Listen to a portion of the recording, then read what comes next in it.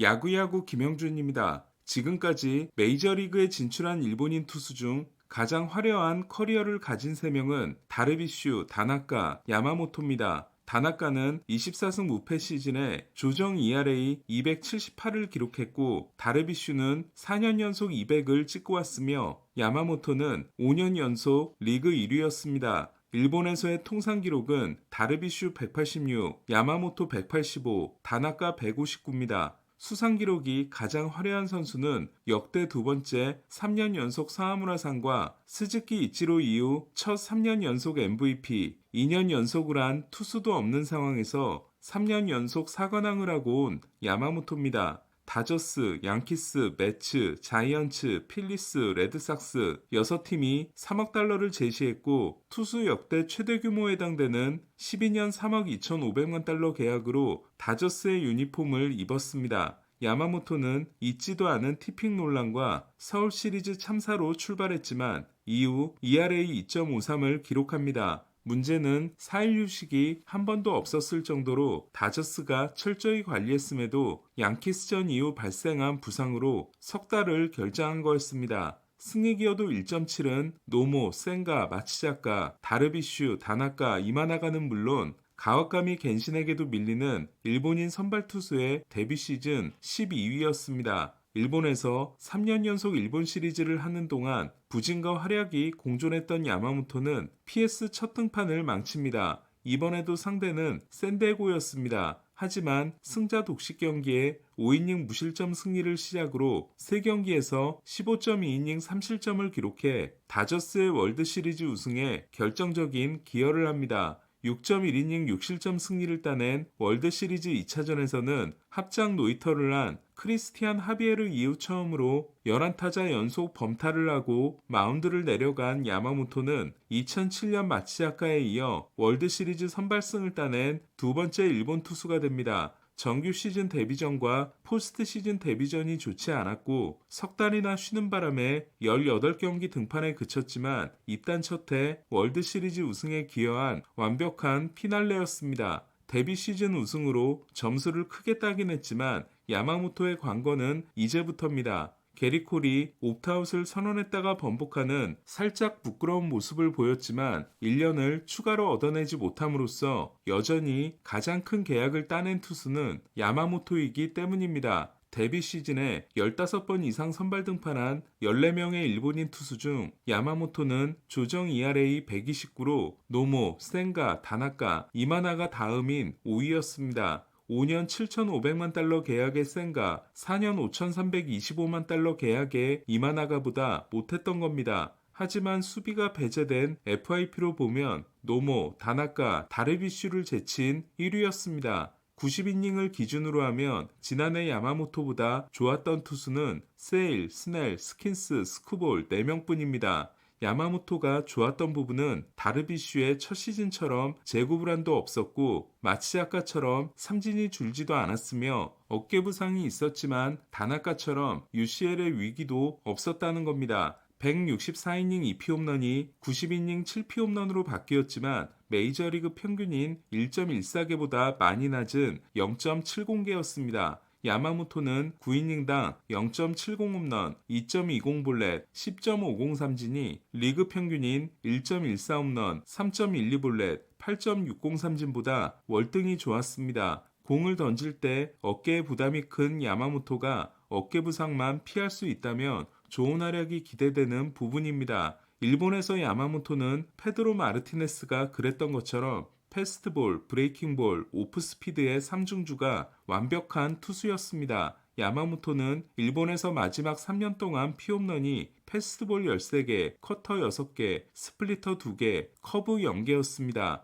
2023 시즌에 야마모토로부터 홈런을 뽑아낸 2명 중 1명이었던 맥키너는 커브는 절대로 못 친다, 그냥 버려라 라고 했지만 메이저리그 타자들은 그렇지 않았습니다. 야마모토는 4번째 등판에서 마차도, 9번째 등판에서 루이스 마토스에게 커브 홈런을 맞습니다. 하지만 커브는 정말 위력적이었습니다. 야마모토의 커브는 미국에서도 낙폭이 최고 수준으로 보통 낙폭이 큰 커브는 수평 이동이 적지만 야마모토는 횡적인 변화까지 가지고 있었습니다. 헛스윙률 33.3%는 스넬, 글래스나우와 비교할 수 없지만 커브 삼진의 비중이 25%인 건 일본에서와 일치했습니다. 역시 일본에서 마구 대접을 받았던 스플리터는 갈수록 좋아지는 모습이었습니다. 처음에는 바뀐 공인구 때문인지 스플리터가 아예 안 되는 날이 있거나 발동이 걸리기까지 시간이 필요했지만 등판하면 할수록 좋아졌습니다. 피안타율 1할 7푼과 헛스윙률 39%는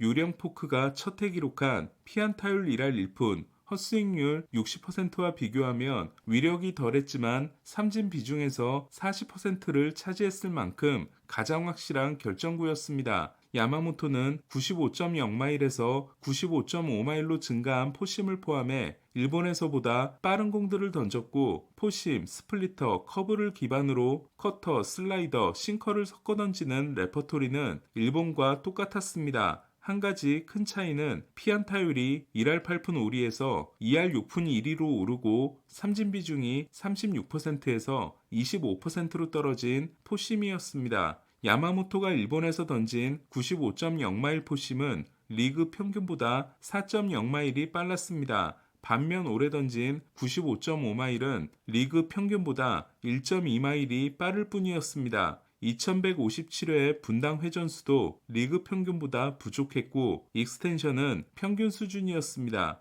스즈키 이치로는 일본과 미국의 차이에 대해 일본은 하나, 둘, 셋 하고 던진다면 미국은 하나, 둘, 셋이기 때문에 공이 더 빠르게 날아온다고 한 적이 있습니다. 일본에서 야마모토의 빠른 딜리버리 동작은 큰 이점이 있었지만 메이저리그에서는 덜했습니다. 또 하나 차이는 탄착군입니다. 지금 보시는 그림은 왼쪽이 야마모토, 가운데가 이마나가, 오른쪽이 글래스나우의 포심 탄착군으로 일본의 컨택 히터들을 상대로 포심을 낮게 던졌던 야마모토는 메이저리그 타자들의 어퍼스윙에 특효약인 하이패스트볼을 많이 던지지 못한 반면 일본에서 하이패스트볼을 던지다가 홈런을 많이 맞았던 이마나가가 미국에서도 많이 맞긴 했지만 회전수 좋은 포심을 높게 던져 좋은 결과를 낸 것과 대조적이었습니다. 하지만 저는 야마모토가 95.5마일, 2157회, 6.6피트 포심으로 96.3마일, 2559회, 7.5피트 포심인 글래스나우와 같은 방식으로 던질 필요는 없다고 생각합니다. 야마모토는 피처빌러티에서 다르비슈의 메이저리그 데뷔 초보다도 더 높게 점수를 줄 수 있었기 때문에 포심을 낮게 던지면서 커브와 스플리터를 더 낮게 떨어뜨리고 6가지 구종을 섞어 던지는 피칭이 충분히 오래갈 수 있다고 생각합니다. 야마모토의 관건은 건강, 그 중에서도 어깨입니다. 야마모토는 고교 시절 팔꿈치의 위화감을 느낀 후 어깨를 더 많이 쓰는 암스윙을 시작했는데 오릭스는 이를 바꿔주려고 했다가 야마모토가 계속해서 잘 던지자 놔둔 바 있습니다. 일본에서 잔부상이 있긴 했지만 어깨는 이상이 없었던 야마모토는 6월 양키스전에서 97.0마일을 기록하고 어깨에 문제가 생겼습니다. 다저스가 예방 조치를 강하게 들어가면서 석 달을 쉰 것이긴 하지만 어깨 의존도가 큰 야마모토는 어깨를 다치는 순간 심각한 위기가 찾아올 가능성이 높습니다. 저는 다나카가 데뷔 시즌 첫 14경기에서 보여준 충격을 지금도 잊지 못합니다. 하지만 다나카는 18경기 만에 팔꿈치에 문제가 생겼고 1, 2, 3차 소견에서 모두 토미존 대신 PRP 주사를 맞으면 된다고 했지만 돌아와서는 페드로의 말처럼 팔꿈치를 확실하게 쓰지 못하는 피칭을 했습니다. 그러면서도 다나카는 PS 첫 7경기에서 5승 2패 1.32에 대활약을 했고 토미존 없이 18년을 던졌지만 그때 토미존을 받았으면 어땠을까라는 생각은 여전히 남아있습니다. 정규 시즌은 실망스러웠지만 가을에 결정적인 활약을 한 야마모토가 메이저리그에서도 큰 부상 없이 롱런할 수 있을지 주목됩니다. 존 헤이먼에 따르면 에인절스는 알론소를 주목하고 있다고 합니다. 앞서 2년 2,600만 달러 계약을 떠안고 솔레어를 데려온 에인절스는 산탄데르에게도 관심을 보이고 있어 모레노 구단주의 타자 수집이 다시 시작된 모습입니다. 오늘 소식은 여기까지입니다. 야구야구 김영준이었습니다.